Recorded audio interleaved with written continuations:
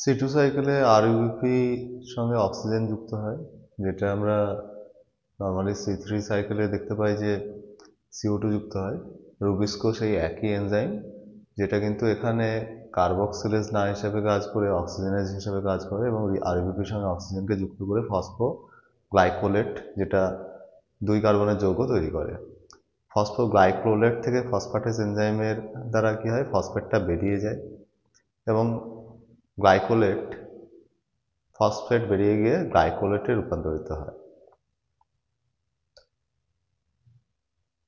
এর পরবর্তী যে স্টেপটা সেটা পারক্সিজমে ঘটে। গ্লাইকোলেট পারক্সিজমের মধ্যে প্রবেশ করে।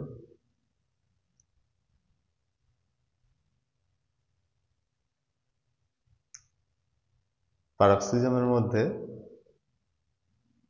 অ্যাভেলেবল এনজাইম যেটা অক্সিডেজ, তার উপস্থিতিতে গ্লাইকোলেট গ্লাইঅক্সালেট এবং পারক্সাইড হাইড্রোজেন পারক্সাইডে রূপান্তরিত হয়,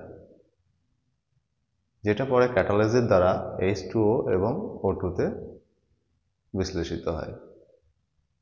গ্লাইঅক্সালেট এবার একটা ট্রান্সঅ্যামাইনেশন বিক্রিয়াতে অংশগ্রহণ করে, যেটা গ্লুটামেটের সঙ্গে, এবং গ্লুটামেট আলফা কিটো গ্লুটারেটে রূপান্তরিত হয়। গ্লাইঅক্সালেট অন্যদিকে একটা অ্যামাইনো অ্যাসিড গ্লাইসিনে রূপান্তরিত হয়। খুব স্বাভাবিক, এটা একটা ট্রান্সঅ্যামাইনেশন বিক্রিয়া, যেটার কারণে গ্লাইঅক্সালেট গ্লুটামেট ট্রান্সঅ্যামাইনেজ উৎসেচকটার নাম হবে। বিক্রিয়ার এই অংশটুকু পারক্সিজমে ঘটে। পরবর্তী অংশটা মাইটোকন্ড্রিয়াতে ঘটে, অর্থাৎ এই গ্লাইসিন যেটা তৈরি হলো সেটা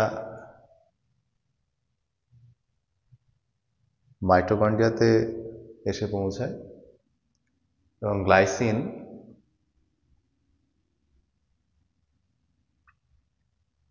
অ্যামোনিয়াটা বেরিয়ে যাবে, একটু ভুল হয়েছে এখানে, গ্লাইসিন সেরিনে রূপান্তরিত হয়। তো এখানে দেখার বিষয় হলো যে গ্লাইসিনটা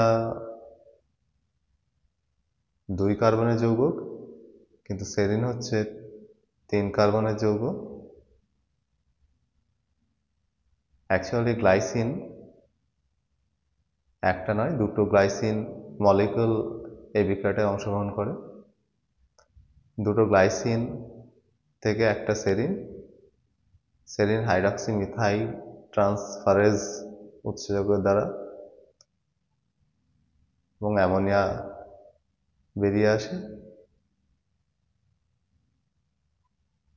সেরিন পরবর্তীতে আবার পারক্সিজমের মধ্যে প্রবেশ করে এবং ওখানে থাকা আলফা কিটো গ্লুটারেটের সঙ্গে বিক্রিয়া করে নতুন একটা কিটো অ্যাসিড হাইড্রক্সি পাইরুভেটে রূপান্তরিত হয়।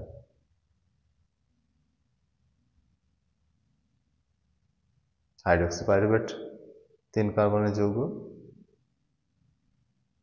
এবং আলফা কিটো গ্লুটারেটটা আবার গ্লুটামেটে রূপান্তরিত হয় এবং হাইড্রক্সি পাইরুভেট থেকে গ্লিসারেট তৈরি হয়।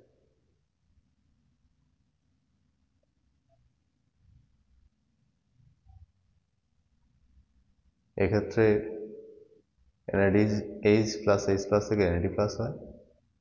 গ্লিসারেট নেক্সট +2 দিয়ে ট্রান্সফার হয় এবং গ্লিসারেট তারপর ফসফেট যুক্ত হয়ে ক্লোরোপ্লাস্টিডের মধ্যে ফসফোগ্লিসারেটে রূপান্তরিত হয়। অবশ্যই এখানে ফসফোগ্লিসারেট কাইনেজ উৎসেচক কাজ করে এবং পিজিএ আর ইউবিপির যে কনভার্সন, যেটা কেলভিন চক্রের মাধ্যমে ঘটতো, সেটাই ঘটে। এই গোটা বিক্রিয়াটাকে C2 সাইকেল বা ফটো রেসপিরেশন বলা হচ্ছে। যেহেতু 2 কার্বনের যৌগ গ্লাইকোলেট তৈরি হচ্ছে, সেই কারণে C2 সাইকেল, এবং ফটো রেসপিরেশন যেহেতু আলোকের উপস্থিতিতে এখানে কার্বন অ্যাসিমিলেশন না হয়ে কার্বন ডাইঅক্সাইড মুক্ত হচ্ছে এবং অক্সিজেনের ব্যবহার হচ্ছে।